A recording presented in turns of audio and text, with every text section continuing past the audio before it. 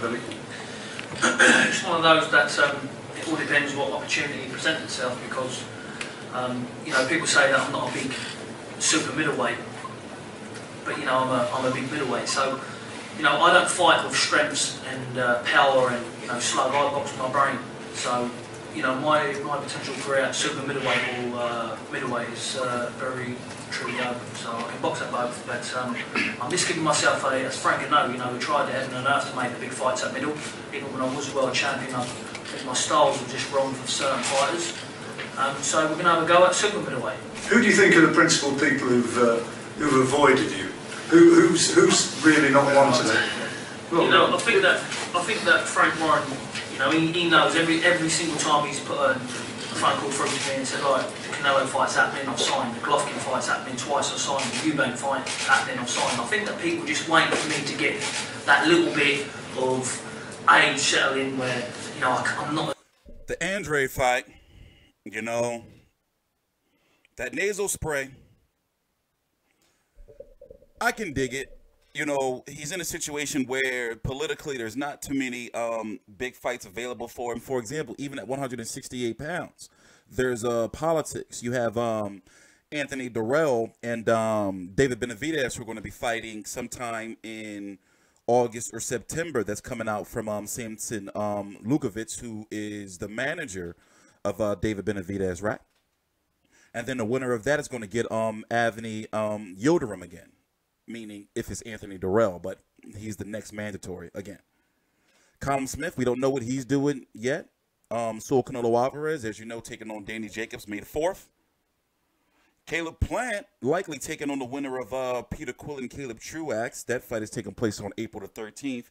And then you have Gilberto Ramirez, who is still the WBO 168-pound champion. It's just that he's taking like, he's dipping his foot in at 175 pounds, fighting Tommy Carpenter. Then if he feels good at that weight, he's going to stay there at 175, especially if he can get a big fight with a guy like Volzdik, Artur Beterbiev, who is Beterbiev on the zone, or he's still on Top Rank, or Sergey Kovalev.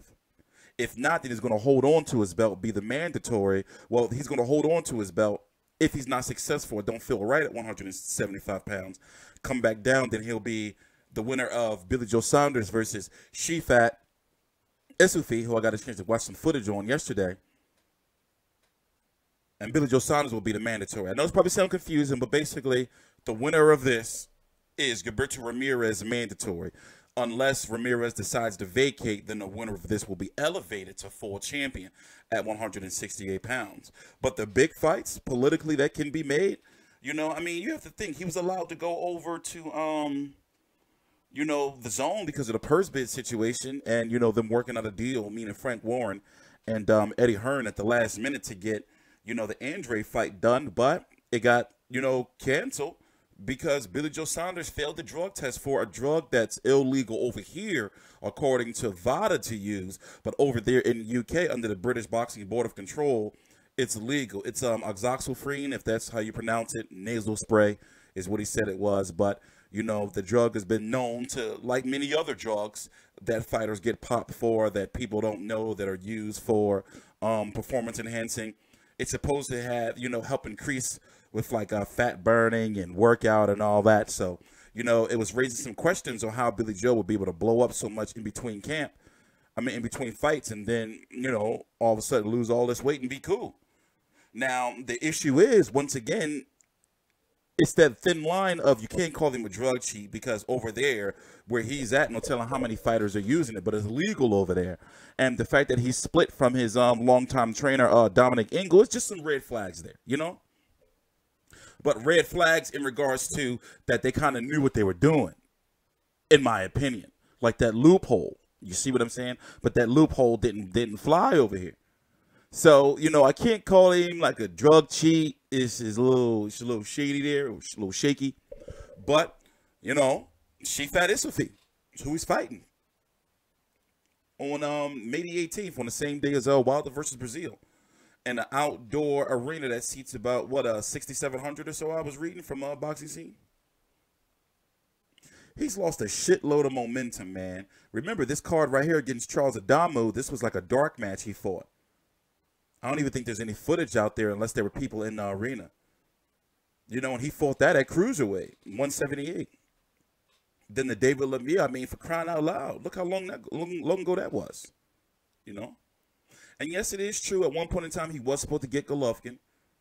You know, yes, it is true that at one point in time he was in the running to get Canelo, but then he had the Artur Akavov debacle.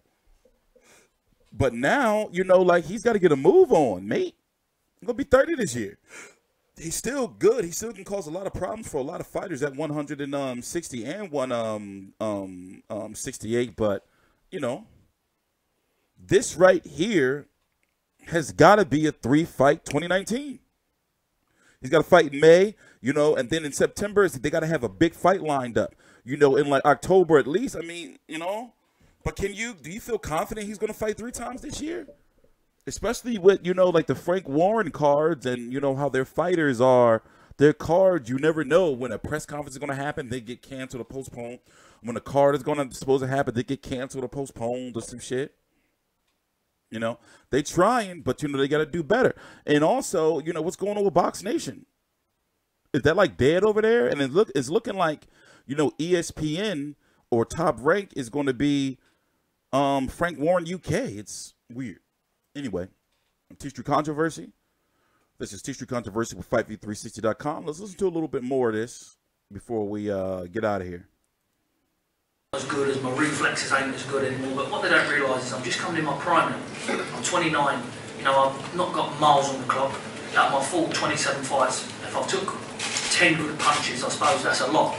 And I've been in some good opposition. This is on a BT Sports Channel, by the way. My prime now, and Bill's a very, you know, you look at it, as you just said, it's taken, if you take 10 big punches in your career, you can control the ball in his fights, even when he's been in fights where he's been unfit.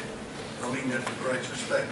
You know, where he's had like the fight up in Scotland, which wasn't as successful as before. But if you look at those fights, it's wonderful. Even, was it about a month ago, we were trying to make the fight with Eubanks. And Eubanks, they don't want to know. No matter what they say, what excuse they give up. Yeah, he's saying that, you know, before this Shefat Isufi fight, they were trying to make the Eubank rematch. And it fell through. But we're going to see. My job is to cover the fight nonetheless. It's going to be interesting to see what the undercard is going to be, and more importantly, what another Frank Warren fighter is going to do in Anthony Yard. I'm TstreeT Controversy with FightView360.com. Be sure to visit our merch store. The link is right down below in the description box. We sell T-shirts, hoodies, UK-styled hats, you know, and this is just phase 1. We got a lot more stuff coming, but just let us get it off the ground first. So we're going to be doing some promotions and giving out some promo codes and, you know, giving out some free stuff. Also, we're going to be doing Patreon soon, you know, for film studies, because I've learned that on YouTube, you know, as you've seen, I'm just coming off of a suspension. You know, I haven't had any ads or any promotion. So views were like down like 70% because the videos wasn't being, whatever. The point is, you know, going on a Patreon, we'll be able to do much more like film studies, you know, uncut, like press conferences, post-fight shows with highlights, everything. That's where we're going. Stay tuned. I'm TstreeT Controversy. This is TstreeT Controversy Live. Please subscribe.